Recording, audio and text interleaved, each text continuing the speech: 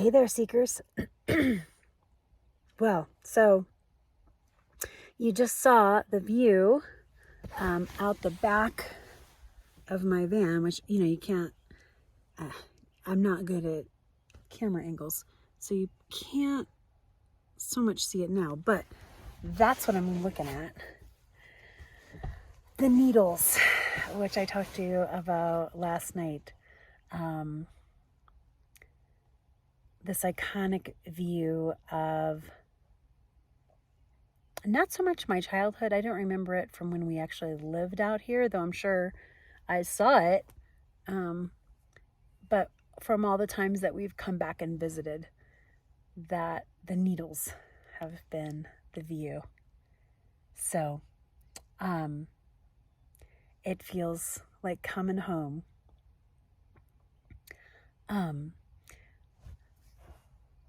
Several years ago, I think when I was in high school, I wrote a song about this place, and it's been in my head a lot today.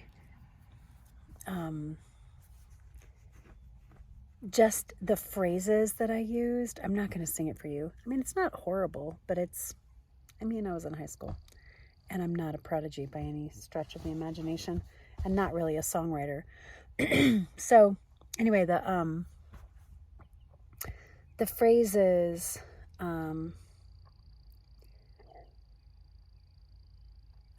so it goes: wash your face with mountain water, bathe your soul with mountain snow, welcome home a mountain daughter, tell what only aspen know. And just saying that phrase, welcome home a mountain daughter,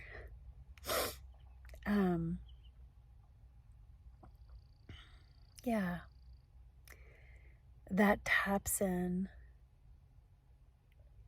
to how I feel about this place. A feeling that, as I've said multiple times already, I've compartmentalized for most of my life, but obviously not completely, because I wrote that song. And the chorus is, all my life you've been like a mother to me, rolling river, surging river in my blood. And so finding this spot yesterday after wandering around in the rain and feeling the opposite of welcomed home, right? The opposite of belonging here. And then pulling into this spot and seeing the needles, that felt like welcome home, mountain daughter. In the arms of my spiritual mother, in a way, right? Especially my own mother is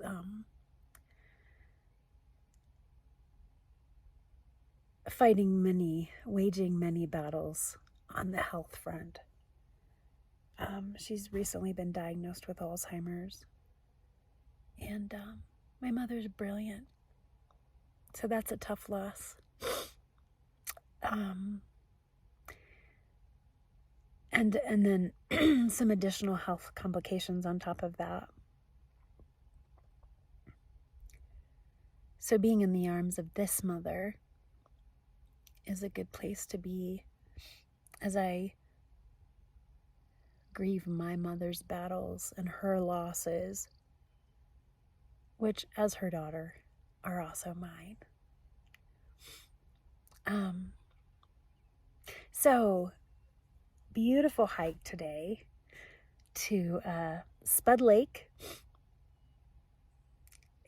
Spud Lake did not look as I expected.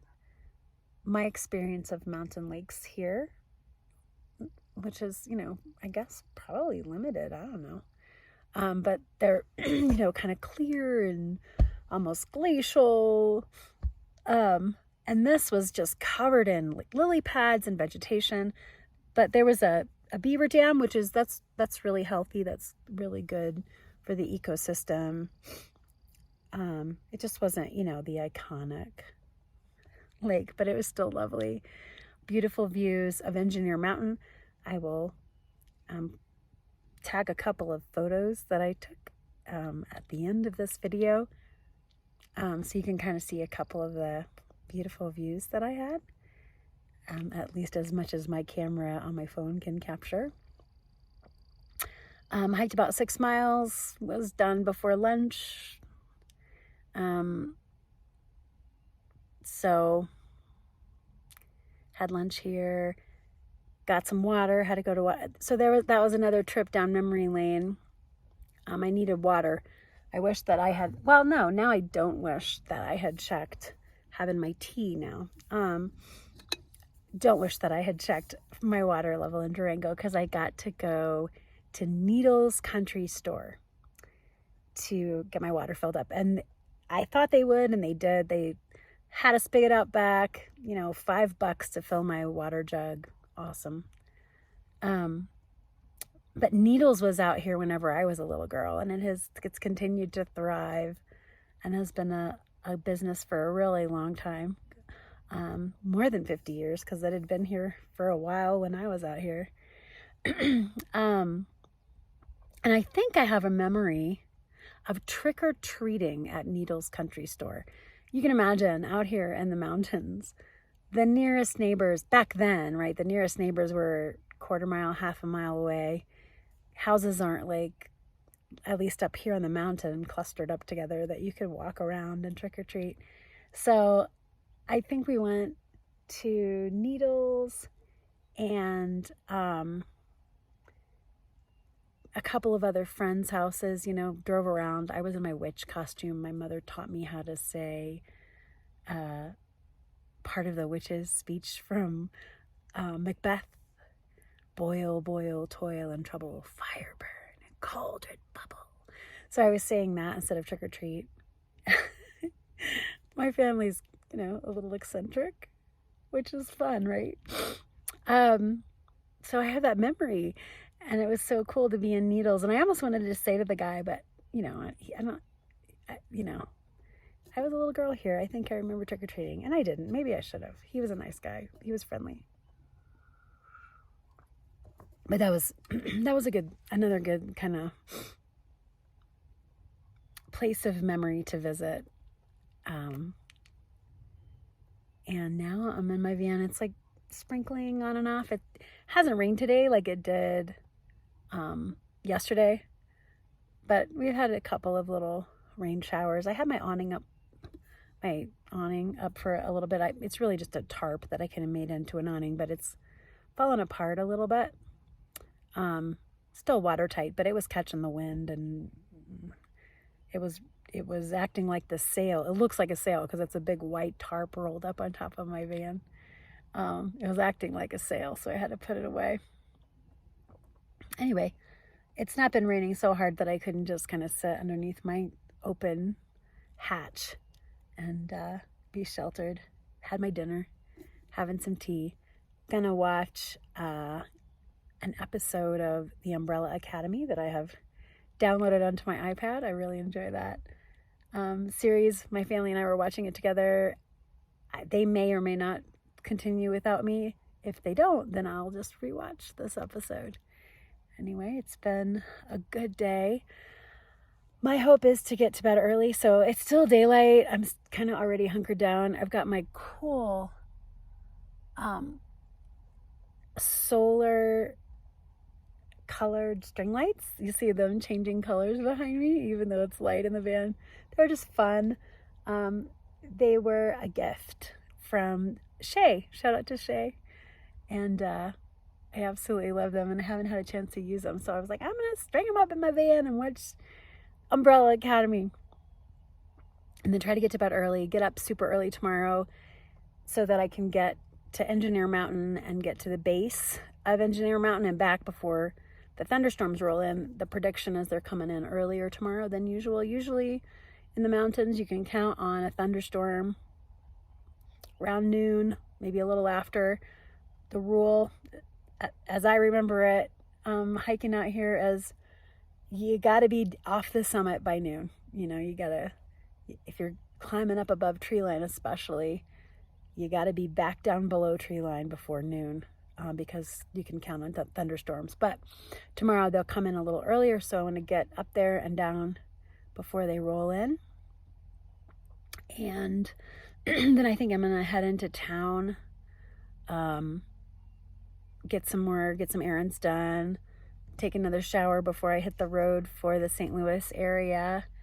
Maybe hang out at a coffee shop and get a lot of these videos uploaded. I've been able to record them and edit them, but they're not uploading because I just don't have enough bars. So maybe I'll do that. Maybe I'll soak in the hot tub at the rec center after my shower. I'm assuming they have a hot tub. That would be really nice. And maybe I'll do some laundry. That might be a good idea. Or I can just do it at my mom and dad's house when I get there. I don't know. We'll see. I'll decide if I can wait that long. And then there's another camp on BLM land, Bureau of Land Management land, about 16 miles east of Durango that I'm going to check out. Or, I don't know, I'm going to follow my instinct. Maybe I'm going to want to come back here because it's just such an amazing camp. Maybe I'll be ready to move on. We'll see. But I'll, probably camp tomorrow, late afternoon, early evening, and then hit the road towards St. Louis on Monday, July 4th. Perhaps I can find a spot to stop for the night on the 4th that I can see some fireworks. Who knows? Anyway, that's the plan. And I will see you tomorrow. Good Lord willing, and the creek don't rise, as my mom used to say. Until then, wild blessings.